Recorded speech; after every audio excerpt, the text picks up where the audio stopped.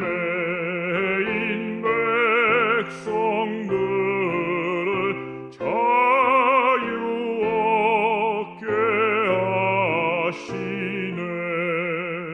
주는 우리 소망이요 힘과 위로 되시니 오래 기다리던 백성만. 크리스마스가 이제 4주 앞으로 다가왔습니다. 25일 앞으로 다가왔습니다. 그런데 우리의 마음에는 기다림과 흥분이 별로 없어요.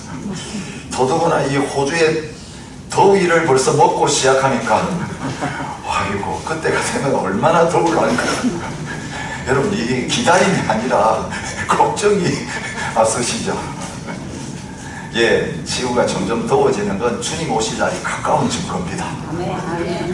날기와 날개의 소문이 생기는 건 주님 오실 때가 가까운 주님의 나팔 소리입니다. 여러분 전염병이 생기고 곳곳에 홍수가 나고 온갖 전에도 후에도 경험하지 못한 이상한 일들이 일어나는 것은 이제는 주님 다시 오실 날들이 가까운 분명한 증거를 하나님 보여주시는 것입니다. 우리가 말씀 보고도 안 믿으니까 봐라 말세인 거 똑똑히 봐라 뉴스를 통해서 보여주십니다. 옛날에는 아침에 신문이 와야 뉴스를 알았습니다. 그죠? 라디오 켜든지 우리 어르신들 다 젊으실 때 그랬습니다. 아침에 조간신문 오는 걸 기다렸다가 그거 오면 바로 지나간 그죠? 신문이 아니라 구문이에요. 첫날 찍어 일어난 일들 아침에 봤습니다. 주말 되면 신문이 안 와요. 그래서 주말에 일어난 일들은 잘 모릅니다. 근데 요즘은 어떻습니까? 실시간으로 카톡 내가 안 봐도 누가 막 알려줘요. 그죠? 여기에 무슨 일이 났는지도 모르는데 한국에 있는 사람이 거기 불났다며 뭐 홍수 났는데 저 서쪽 버스에서 일어난 걸 이 시드니에 있는 우리한테 야 너 괜찮냐? 여러분 실시간으로 막 뉴스들이 전달되는 가운데 있습니다. 오늘 저와 여러분들의 인생 가운데 진정한 기다림이 사라졌습니다. 여러분 독일에서 성탄절 보낼 때는 참 이분들이 제대로 성탄절 기다리는구나 참 많이 배웠어요. 이제 대감절 첫 번째 주일은 이렇게 동그란 이렇게 이제 나무로 이렇게 만들어 놓고 거기에 초를 4개 놓을 수 있게 딱 되어 있고요. 첫 번째 주일은 첫 번째 초만 불을 켜요. 두 번째 대감절 두 번째 초에 불을 켜고 세 번째 대감절 세 번째 초에 불을 켜고 대감절 네 번째 그 다음 이제 주일 지나면 크리스마스잖아요. 그 주에 그럴 때는 4개의 초를 켭니다. 예배당에서만 그렇게 하는 게 집에서도 다 그렇게 초를 4개를 준비해 놓고 한 주에 하나씩 켜면서 야 이제 3주 남았다 2주 남았다 한 주 남았다 기다리면서 애들이 어릴 때 제가 독일 갔었습니다. 처음 11월 달에 도착했는데 이제 첫 번째 크리스마스를 맞았는데요. 거기 이제 계신 교민들이 이제 새로 목사가 애들 데리고 왔다고 우리 아이들에게 선물을 줬습니다. 대감절 딱 시작 되니까 무슨 선물을 줬냐면 이 통에 1, 2, 3, 4, 5, 6 해가지고 25개 문이 있어요. 그런데 하루에 하나씩 그걸 떼가지고 그 안에 있는 걸 먹게 돼 있어요. 그게 뭐냐면 초콜릿입니다. 초콜릿 하나씩 먹는 거예요. 이틀 먹으면 야 25일은 2개 들어있어요. 우리 애들 어떻게 할게요? 선물 받아 다 먹어버렸어요. 조그만 그러니까 이게 이 서양 사람과 동양 사람의 차이가 있구나. 아시죠? 우리는 빨리빨리 기다릴 줄 몰라요. 근데 서양 사람들은 기다리죠. 그죠? 줄죠. 한없이 기다리고 자기 차례 올 때까지 별로 불편하지 않고 불 하나씩 켜면서 초콜릿 하나씩 떼 먹으면서 제대로 기다리는 이것을 통해서 주님을 맞이하고 기다리는구나. 그걸 많이 배웠습니다. 여러분, 나이가 들수록 기다릴 줄 알아야 되는데, 그죠? 이만큼 살아봤으면 뭐 해봐야 빨리 안 된다는 거 다 알잖아요. 이제 내가 노력해봤자 안 된다는 거 알잖아요. 우리의 노력에 따라 뭐가 달려있는 게 아니고 하나님이 하나님의 때에 주셔야 그게 내 거고 누려진다는 거 이제 다 머릿속으로 이해되잖아요. 근데 기다려줘요? 오늘 기도해놓고 이거 저녁에 왜 빨리 응답 안 해주시나? 1년도 못 기다려. 새해에 시작할 때 기도했는데 벌써 연말이 다 되도록 안 하나님 응답 안 해주세요. 여러분, 기도해놓고 기다리는 제목이 있으시죠? 예, 인생은 기다림입니다. 그 기다림 때문에 기대가 있거든요. 이 기다린다는 말은 소망이 있다는 거예요. 이제는 기다리는 마음이 없어졌다. 이제 기대를 접은 거예요. 절망해버린 거예요. 우리 어르신들 가운데는 올해는 우리 애들 시집장가 갈까? 누구라도 좀 데려왔으면 좋겠는데, 크리스마스에 너 혼자 우리하고 같이 밥 먹지 말고 그래도 누구 좀 데려와가지고, 뭐 결혼이 언제 하든지 모르겠는데 하나라도 좀 데려와봐. 그 기다리시는 분 있죠? 며느리감, 사위감. 또 어떤 분들은 결혼했는데 손주가 태어나지 않아가지고 하나님 아유 주세요. 작년까지만 해도 저는 그 손주를 기다렸습니다.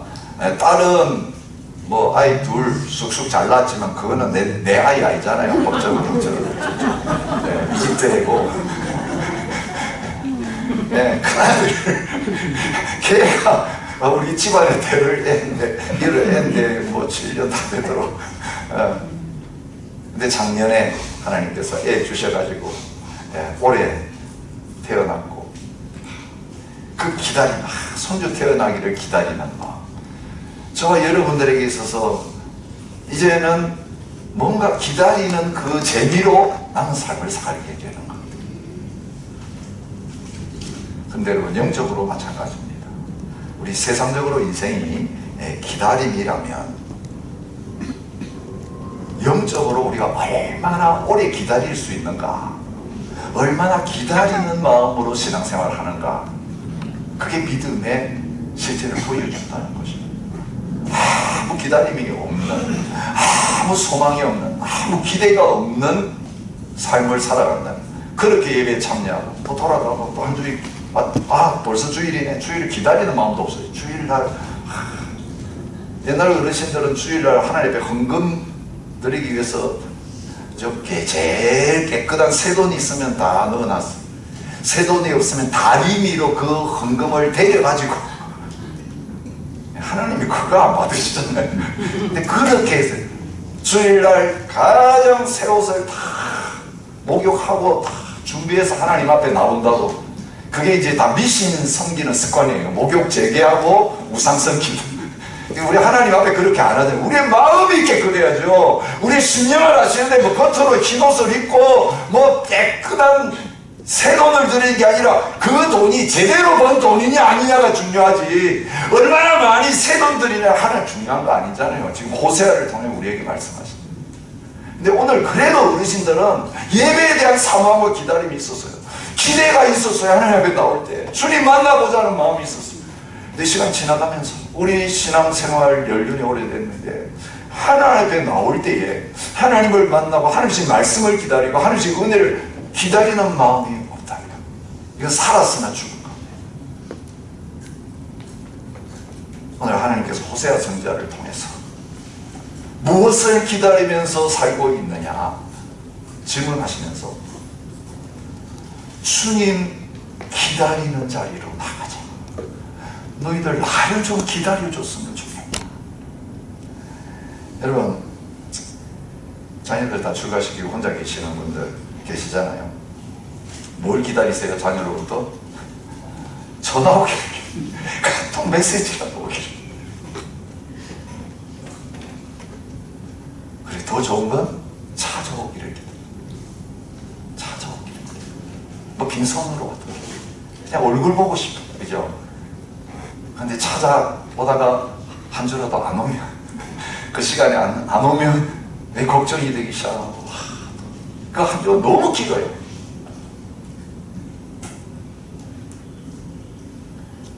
그래서 하나님께서 오늘 저와 여러분들을 그렇게 기다리실 뿐만 아니라 우리가 사람 만나는 것보다 자식 얼굴 보고, 좀 나이 들면 자식보다 손주, 자식은 뒷전이고 그 손주 보기를 기다리는 것보다 나를 더 기다리고 나를 더 만나는 것을 즐거워하는 그런 자리에 서기를 원한다고 말씀하십니다. 오늘 말씀은요, 이스라엘 백성들에게 교훈하시면서 누구를 예로 들고 계세요? 아침에 혹시 묵상하고 오셨습니까? 오늘 읽으시면서도 뭐가 딱 캐치됐어요? 이스라엘 백성들 이제 망하기 전에 이스라엘 백성이 죄를 책망하시면서 하나님의 뜻을 전하면서 누구 이야기를 예화로 쓰고 계시죠? 이스라엘 누굽니까? 야곱입니다. 야곱의 이름이 바뀌어서 이스라엘인데, 오늘 야곱의 예를 계속 드시면서 너희들 조상, 이스라엘의 조상은 야곱이다. 이 야곱의 12아들을 통해 12지파 생긴 거잖아요. 그래서 너희 이스라엘이라는 이름을 가진 나라인데 야곱을 내가 예로 들면서 너희가 나를 기다리고 나를 사모하는 자리에 있으면 좋겠다, 그렇게 말합니다. 하나님 야곱에게 베푸신 은혜 12장 12절에 말하고 있어요. 야곱이 아람의 들로 도망하였으며 이스라엘이 아내를 얻기 위하여 사람을 섬기며 아내를 얻기 위하여 양을 쳤고, 여러분 창세기에 나오는 기사 아시죠? 팥죽 가지고 장자 명분 팔아먹고 아버지 속여가지고 축복 받아 가로채고 에서가 죽이려고 하니까 도망갔습니다. 외삼촌 라반의 집으로 도망갔습니다. 거기서 또 외삼촌 속여가지고 재산을 누렸습니다. 이게 야곱입니다. 사기꾼이라는 뜻입니다. 발목 잡는 사람이라는 뜻입니다. 야곱, 그 이름은 거짓입니다. 그런데 이 야곱을 어떻게 하셨습니까, 하나님? 이 야곱 그렇게 도망가고 그렇게 해서 결국은 이곳저곳 떠돌다 그 후손들이 어디 들어갔습니까? 요셉이 먼저 이집트 가는 총리되는 바람에 흉년 때문에 이집트 들어갔습니다. 그래서 거기에서 사는 동안에 이제는 가나안 땅, 아브라함, 이삭, 야곱에게 약속해 주셨던 하나님의 언약, 약속, 하나님 다 잊어버리고 그 땅에서 이제는 살고 있었습니다. 여러분 어둠에 속한 사람들이었습니다. 우상 숭배하는 거기에 푹 빠져서 사는 사람이 되었습니다. 그런데 그 이스라엘, 그 야곱의 후손들을 어떻게 하셨다고 말하고 있어요? 12장 13절, 여호와께서는 한 선지자로 이스라엘을 애굽에서 인도하여 내셨고 이스라엘이 한 선지자로 보호받았거늘. 누구를 가르치죠? 모세를 보내셔서 애굽에서 건져내시고 가나안 땅으로 인도하셔서 하나님의 백성이 되는 놀라운 복을 주셨다, 그것을 말하고 있습니다. 그런데 모세만 보내신 게 아니라 12장 10절에 보면 내가 여러 선지자에게 말하였고 이상을 많이 보였고 선지자들을 통하여 비유를 베풀었노라. 하나님의 뜻에 대해서 귀가 닳도록 말씀하십니다. 여러분 하나님 앞에 어쩌다가 하나님 지나가시면서 한마디 쑥 하고 지나가셨는데 아이고 그거 놓쳤어, 큰일 났어, 그게 분명히 중요한 거 말씀하시는 것 같은데 아이고 내가 기억이 안 나고 아이고 딴 간으로 정신 팔려서 그거 놓쳤으니까 그거 모르고 이제 뭐가 큰일 날 것 같아가지고 기억을 자꾸 되살리려고 노력하실 필요 없어요. 더더구나 저희 에이지에 목사님이 오늘 막 열을 올리시면서 눈물까지 흘리면서 설교한 건 기억나는데 뭘 말씀했는지는 몰라. 지난주 뭔가 열심히 설교하신 건 기억나는데 제목도 기억이 안 나. 그거 여러분 전혀 살리려고 하지 마세요. 하나님이 우리에게 중요한 건 어떻게 하신다고요? 한 번으로 끝나지 않으세요. 우리도 3번은 하는데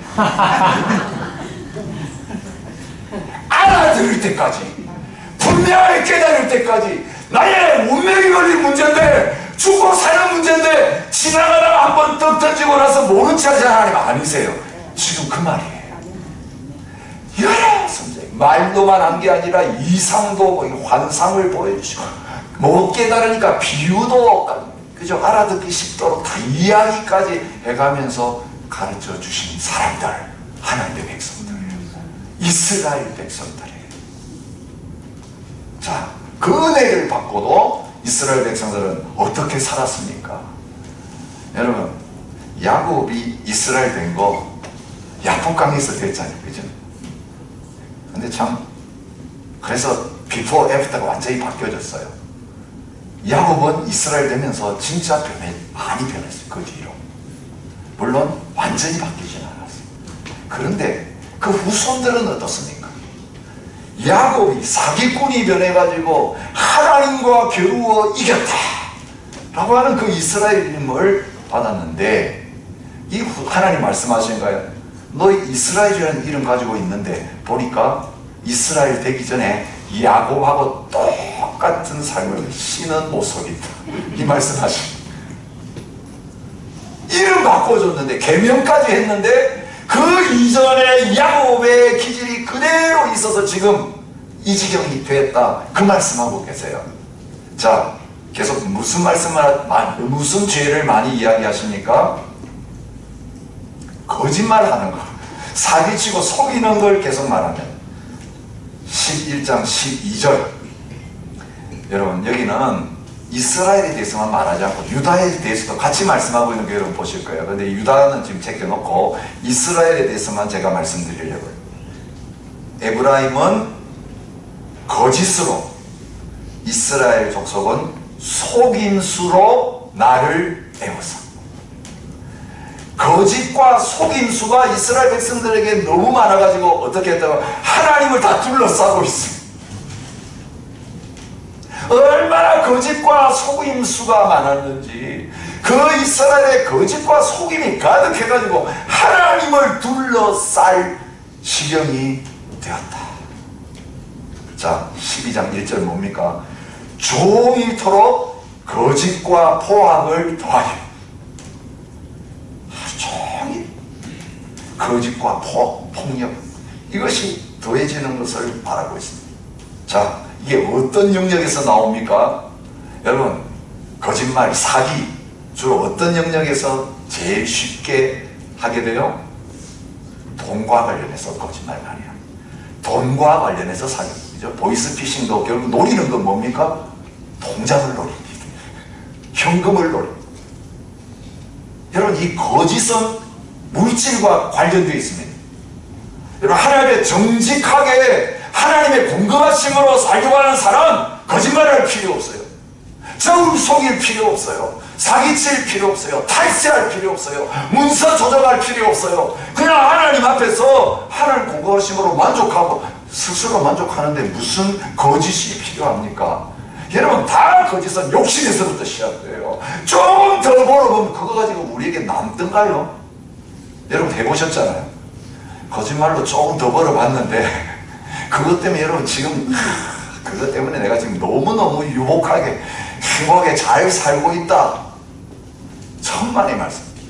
그것 때문에 늘 가슴이 찜찜해. 그것 때문에 뭐 부흥의 마음에 또 회개해야 될 것 같아. 하나님 생각나게 하시고. 우리에게 그 자체가 아무 도움도 안 돼요. 그 모아둔 돈 때문에 오히려 망하게 되는, 그게 죄의 뿌리가 되는 그런 자리에 서게 그들이 그렇게 하고 있습니다. 7절, 그는 상인이라 손에 거짓저울을 가지고 속이기를 좋아하는도다. 장사해 보신 분 계시죠? 손님이 물어보면 어떻게 정직하게 대답하세요?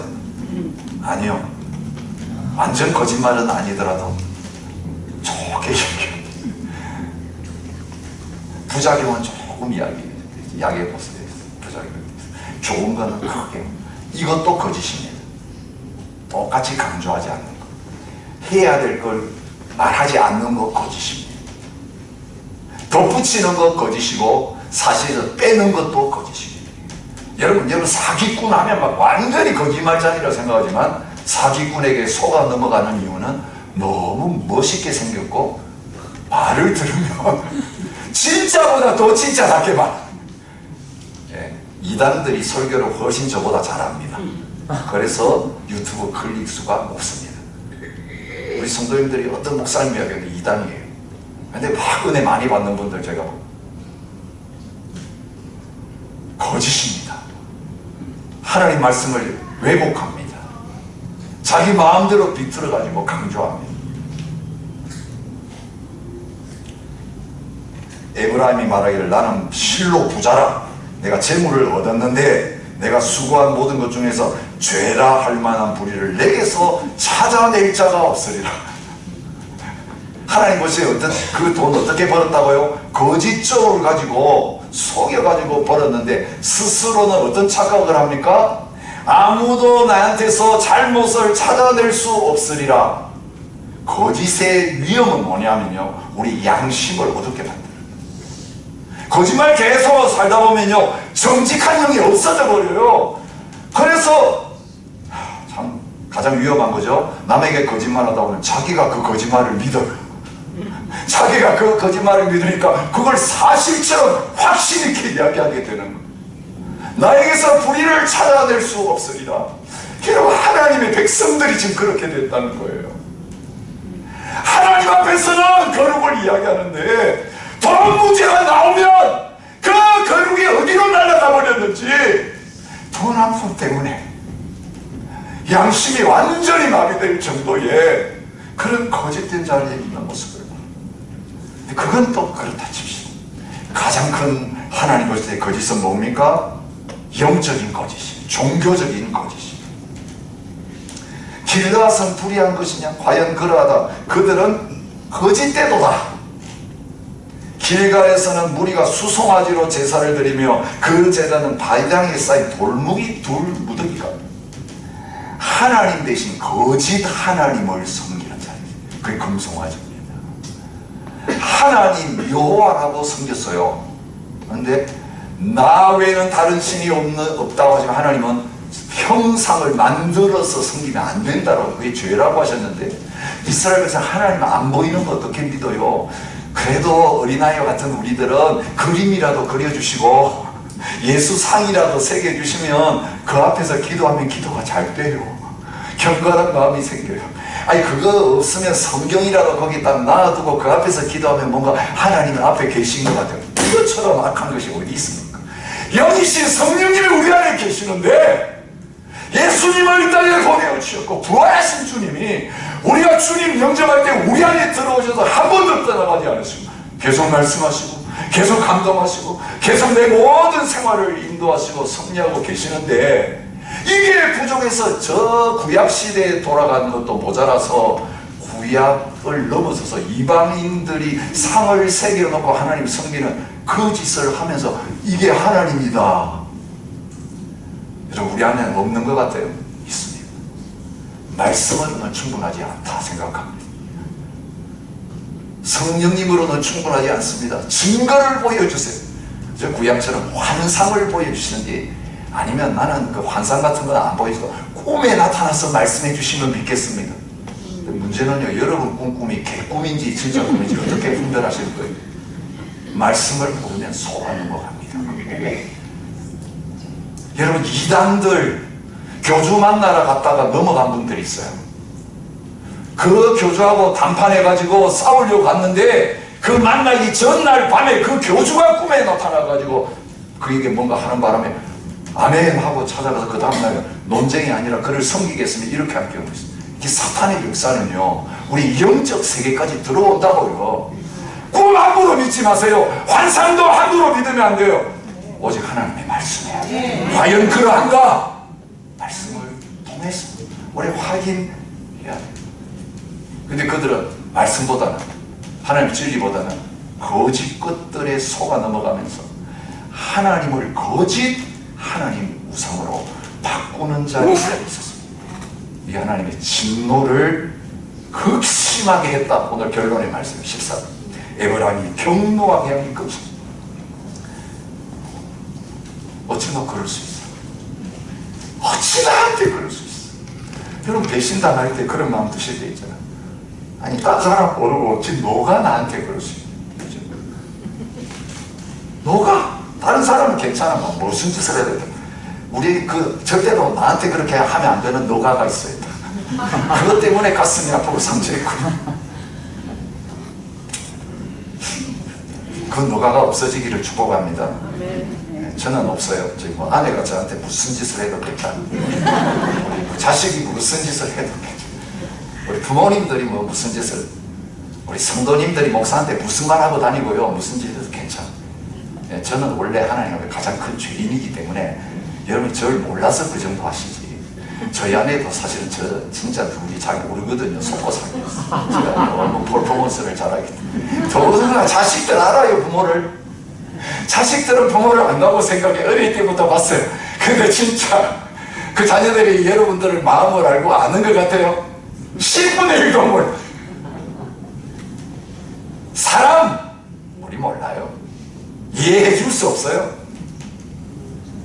그러니 그 사람들이 나를 이렇게 대하니 어떠니 말할 거 어디 있어. 더 이상 주일에 한 번 보는 교인들이 우리를 어떻게 잘 알아요.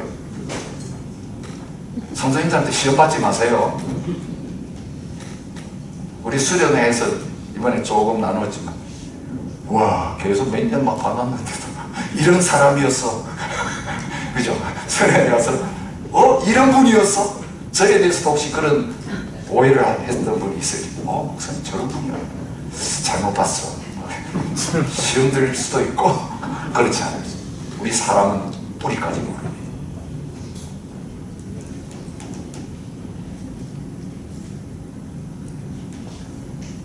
하나님께서 그 이스라엘 백성들이 이럴 수 없다는 것, 이런 은혜를 받았는데 이럴 수 없다는 것에서 분노하시는데 그걸 끝장내는 것이에요. 여기서 끝내면 사실은 복음이 아니잖아요. 여러분, 죄는 죄로 드러나는 게 먼저예요. 용서를 구하는데 너 뭘 잘못해서 한번 이야기해봐야 돼요. 그냥 용서해 주세요. 그건 진짜 용서를 구하는 게 아니에요. 진짜 제가 하나님 앞에서 이런 잘못을 보면 이런 나쁜 사람들, 이런 짓을 했습니다. 여러분, 회개할 때요, 성령님께서 먼저 우리의 그 숨은 죄의 기억도 안 나는데 나는 뭐가 잘못했어 막 그렇게 어겼는데, 여러분 그런 경험 많으시잖아요. 집회 참여했는데 아니면 어느 날 우연히 앉아가지고 성경 보고 있는데 뭐가 쏙 지나가요. 내가 어릴 때부터 지금까지 하나님 앞에서 생각도 안 했던 그 죄들이 기름처럼 확 지나가면서 여러분 부인할 수 없는, 그때 떼굴떼굴 구르면서 하나님께 회개하고 잡아가고, 주님, 나 다른 사람이 다 나쁜 놈인 줄 알았는데 내가 하나님 앞에서 이런 놈이었네. 내가 하나님 앞에서 죄인입니다. 나를 불쌍히 여겨주세요. 회개하고 고백하는 그런 자리에서 이게 하나님이 이스라엘 백성의 죄를 드러내시는 거예요. 너 어떻게 그럴 수가 있어? 그런데 그 죄를 드러내신 다음에 하나님이 말씀하세요. 자, 이제 소송하자, 재판하자. 재판장에 끌고 오신 여호와께서 유다와 논쟁하시고 이전에 말했는데요, 논쟁하시라고 번역된 건 소송하시고 그런 번역이 더 맞습니다. 자, 논쟁을 해서 소송을 해서 재판을 하셨는데 결과는 뭡니까? 그 행실대로 벌하시며 행위대로 보응하시리라. 여러분, 하나님의 심판이 먼저 있습니다. 판결이 내려야 용서도 사면이고 있지, 무죄 판결을 내린 사람에게는 사면 이게 필요 없어요. 먼저 심판하십니다. 벌하시고 보응하시리라.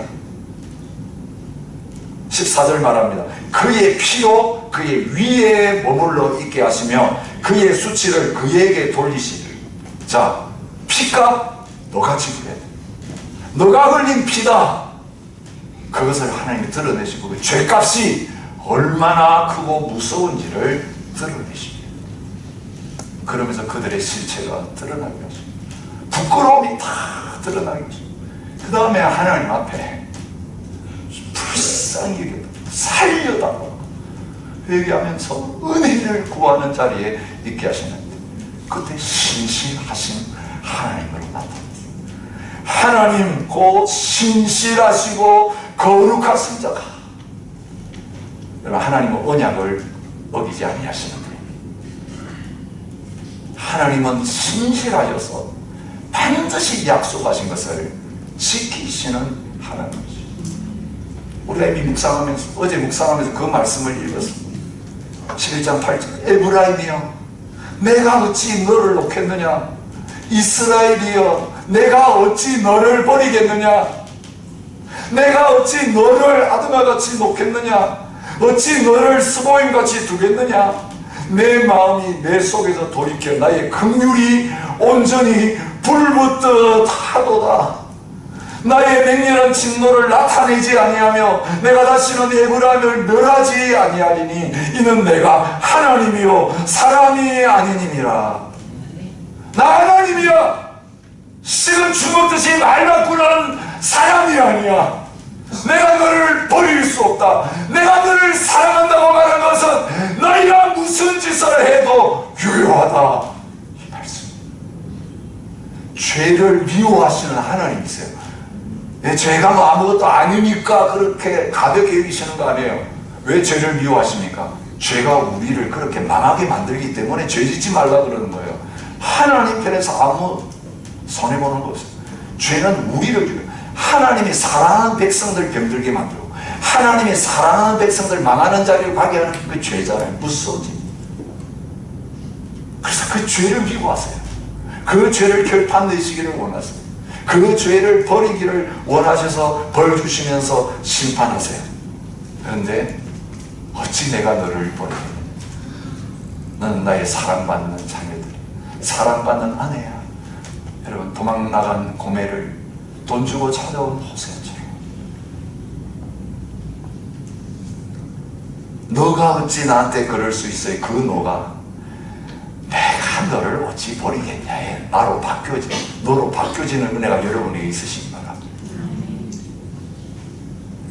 나한테 아프게 했던 그 사람이 나의 마음의 사랑을 불붙듯이 끌어오르게 만드는 사람으로 바꾸시기를 축복하면, 원수를 그렇게 불붙듯이 긍휼히 여기는 사람해야 용서하고 축복할 수 있는 거예요. 여러분, 공산당을 그렇게 해야 북한 선교의 문을 열 수 있어요. 일본 외놈을 그렇게 해야 일본 선교의 문이 열려져요. 무슬림들을 그렇게 해야 이슬람 선교의 문이 열려져요. 여러분, 그 사람들 미워 죽겠는데 용서하지 못하면서 그들을 생각하고 기도하면서 하나님의 애타는 마음과 사랑과 긍휼이 막 눈물로 솟아나지 않으면서 뭐 선교한다고 가가지고 뭘 나눠주고, 그 아무 역사가 일어나지 않고, 하나님의 긍휼, 죄인들을 향한 긍휼이에요. 많은 사람들을 향한 긍휼이에요. 죽어 마땅한 자들을 향하여 하나님은 너를 향하여 내 긍휼이 불붙듯이 끌어오르는.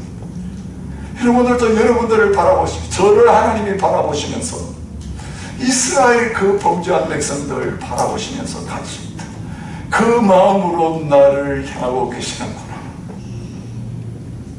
그 은혜가 저와 여러분들에게 다시 회복되어지시기를 진심으로 축복합니다. 그래서 하나님 어떻게 하셨습니까? 사기꾼에게 어떻게 했습니까? 3절 4절입니다. 야곱은 모태에서 그의 형의 발 뒤꿈치를 잡았고 힘으로는 하나님과 겨루되 천사와 겨루 이기고 울며 그에게 간구하였으며 하나님은 베델에서 그를 만나셨고 거기에서 우리에게 말씀하셨나니 이게 만군의 하나님 여호와다. 이 사기꾼을 만나주신 베델의 하나님, 오늘 저와 여러분들을 그렇게 만나주시겠다고 말씀하시면서 천사 붙잡고 축복하기 전에는 가게 하지 않겠습니다. 환도배를 쳤는데도 안 놓고 살려주세요. 은혜 아니면 나 못 살아요. 하나님의 사랑 아니면 나 같은 건 쓸모없어요. 하나님, 나의 은혜가 필요해요. 나를 불쌍히 여겨주세요. 여러분, 그 씨름, 영적인 씨름으로 그 주님을 놓지 않고 그 주님의 옷자락을 찢어지도록 붙들고 있을 때에 하나님은 만나주셨고 이름 바꾸어 주셨고 놀라운 새 역사의 문을 활짝 열어주셨습니다. 여러분, 저희들의 문이 열려야 우리 가문의 문이 열리게 돼요. 자녀들의 매일떡이 풀리고 손주들 내 이것이 다 부러진 역사가 나타납니다. 그런 야곱들이 되시기를 주님의 이름으로 축복합니다. 하나님, 이런 하나님이 있습니다. 그 죽어가는 이스라엘 백성들, 망해가는 그 백성들에게 내가 너를 어찌 있겠느냐. 너희 조상 야곱이 나한테 은혜 구했을 때 내가 어떻게 했는 줄 아느냐. 지금도 너에게 그렇게 해주겠다고 말씀하시면서 뭘 요구하시면, 그런즉 너희 하나님께로 돌아와서 인애와 정의를 지키며 항상 너의 하나님을 바랄지니라. 제가 설교 준비를 많이 했는데요, 다 하려면 30분을 더 해야 되기 때문에 줄이겠습니다. 너의 하나님을 항상 바랄지, 이 한마디만 제가, 바란다는 이 단어는요, 기다린다, 기대한다, 소망한다, 앙망한다, 이렇게 번역된 단어예요. 하나님을 항상 어쩌다 기다리는 게 아니라 진짜 간절한, 지난주에도 간절하게 하는 구하라고 했죠. 진짜 간절한 것은 늘 생각나고 늘 기다려져요. 꿈에도 생각나요. 간절한 것은 어디를 가도 여러분 진짜 간절한 오늘 설교를 들으면서 여러분 머릿속에 계속 지금 생각나고 있을 거예요. 여러분 생각을 안 떠나요. 계속 그게 기도가 되고 계속 그게 생각이 나고, 하나님이 저와 여러분에게 항상 기다리고 항상 기대하고 소망하고 항상 찾게 되어지는, 늘 바라게 되어지는 그분이 되기를 원하십니다. 어떻게 기다리라고요? 욥이 그렇게 하나님 기다린 거 소개해드리고 싶어요. 욥기 7장 2절부터 4절. 종은 저녁 그늘을 몹시 바라고 품꾸는 그 삭설 기다리나니, 기다리나니 같은 뜻이에요. 이와 같이 내가 여러 달째 고통을 받으니 고달픈 밤이 내게 작정되었구나. 내가 누울 때면 말하기를 언제나 일어날까, 언제나 밤이 갈까 하며 새벽까지 이리 뒤쳐 저리 뒤쳐 하는구나. 여러분, 이 고난의 밤을 보내면서, 고통의 밤을 보내면서 하나님을 기다립니다. 여기가도 안 계시고 저기가도 안 계시고, 하나님 어디 가셨어요? 하나님 다시 찾아와 주세요. 품꾼이 삭설 기다리듯이. 여러분, 날품 파는 그 품꾼, 하루 벌어야 집에 가가지고 가족들 먹여 살리지.